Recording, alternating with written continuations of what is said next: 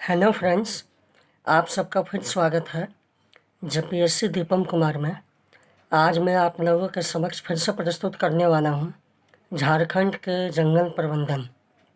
चलिए हम लोग शुरू करते हैं। झारखंड के वन संपदा के अंतर्गत वनों से प्राप्त होने वाली उपजों को ही शामिल किया जाता है। अतः इन वन संसाधनों को वनोपज भी कहते हैं। इन्हें दो वर्गों में रखा जाता है।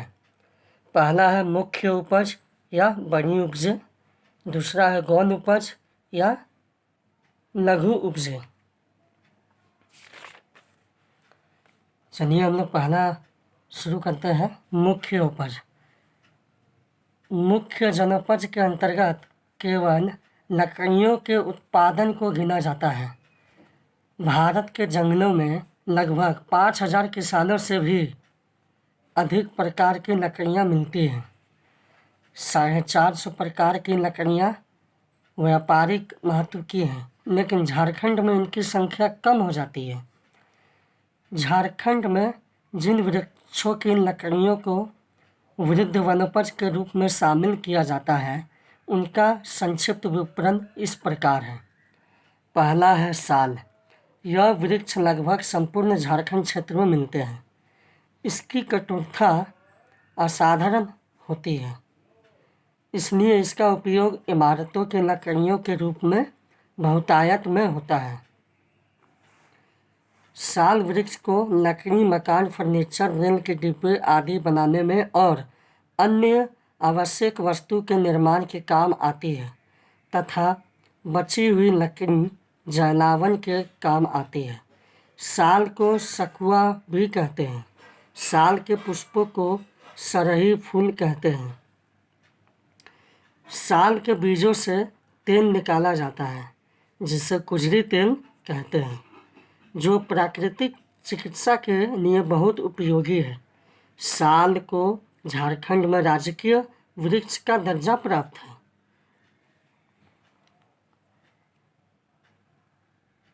फिर है शीशम। शीशम की लकड़ी काफ़ी मजबूत होती है। इसका उपयोग फर्नीचर बनाने में होता है। महुआ, यह झारखंड का सर्वप्रधान वृक्ष है। यह संपूर्ण झारखंड में व्याप्त है। इसके फूल, फल, बीज, लकड़ी सभी उपयोगी हैं। इसके फूल से शराब बनाई जाती है। कच्चे फलों का प्रयोग सब्जी में होता है। पक्के फलों के बीज से तेल निकाला जाता है। इसकी लकड़ियाँ काफ़ी मजबूत होती हैं। पानी पाकर जल्दी नहीं सड़ती है। सागौन, इसकी लकड़ी बहुत ही मजबूत एवं सुंदर होती है। इसका उपयोग फर्नीचर बनाने में, रेल के डिब्बे में, हवाई जहाज आदि में होता है। सेमल, इसकी लकड़ी हल्की, मुलायम व सफ़ेद होती है। सेमल की रुई का व्यापक प्रयोग होता है। अगला है गम्हार। इसकी लकड़ी हल्की, मुलायम व चिकनी होने के साथ साथ काफ़ी टिकाऊ होती है। इसका उपयोग फर्नीचर बनाने में होता है। अगला है आम। इसकी लकड़ी सस्ती व सुलभ होती है। इसका उपयोग दरवाजे, खिड़की एवं अन्य फर्नीचर बनाने में होती है। यह फलों का राजा कहलाता है। इसके फल को अमृत फल भी कहा जाता है। मतलब आम फल को अमृत फल भी कहा जाता है। अगला है जामुन।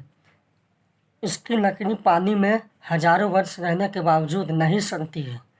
इसी कारण इसे कुएं के आधार के रूप में इस्तेमाल किया जाता है। इसका फल खाया जाता है और इसके बीजों से दवा बनाया जाता है। अगला है कटहल। इसकी लकड़ी महत्वपूर्ण इमारती लकड़ी मानी जाती है। इसका फल चाव से खाया जाता है। अगला है केंदू। केंदू को मुख्य उत्पाद एवं गौण उत्पाद दोनों वर्गों में शामिल किया जाता है। जब केंदू की लकड़ियों का उत्पाद बनाया जाता है तो वह मुख्य उत्पाद होता है, किंतु जब केंदू की पत्तियों का उत्पाद होता है, केंदू का प्रयोग मुख्यतः उत्पाद की तुलना में गौण उत्पाद से अधिक होता है। अगला है, अब चलिए अगला दूसरा नंबर है गौन उपज। झारखंड में पाए जाने वाले गौन उत्पाद निम्न हैं। पहला है लाह। लाह उत्पादन की दृष्टि से झारखंड का देश में प्रथम स्थान है। यहाँ देश के कुल लाह उत्पादन का 50% होता है। झारखंड में ऐसे क्षेत्र बहुत हैं जो लाह उत्पादन के अनुकूल हैं। इन क्षेत्रों में लाह उत्पादन के लिए ऊंचाई भूभाग का समुद्र तल से 305 मीटर से अधिक ऊंचा होना चाहिए और तापमान 12 डिग्री तक होना चाहिए। वर्षा 150 सेंटीमीटर से कम होना सभी मिलता है। लाह की 4 किस्में होती हैं। पहला है वैशाखी लाह, दूसरा जेठवी लाह, तीसरा कटकी लाह, चौथा अगहनी लाह। इसमें वैशाखी लाह सबसे महत्वपूर्ण है क्योंकि झारखंड के कुल लाह उत्पादन का 82% लाह इसी वैशाखी लाह से प्राप्त होता है।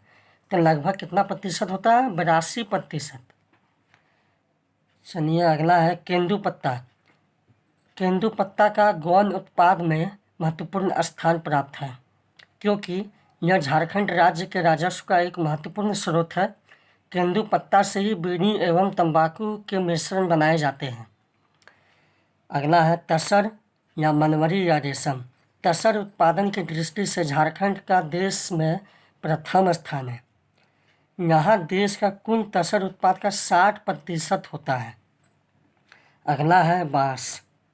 गौन उत्पाद में बाँस का अपना एक अलग महत्व है क्योंकि कई आदिवासियों एवं अनुसूचित जातियाँ बाँस द्वारा खेती, गृहस्थी एवं घरेलू उपयोग के सामान तैयार कर सीधे बाजार में बेचकर जीविकोपार्जन करते हैं। तो चलिए फ्रेंड्स, आज के लिए इतना ही, फिर अगले क्लास में शुरू करेंगे। धन्यवाद।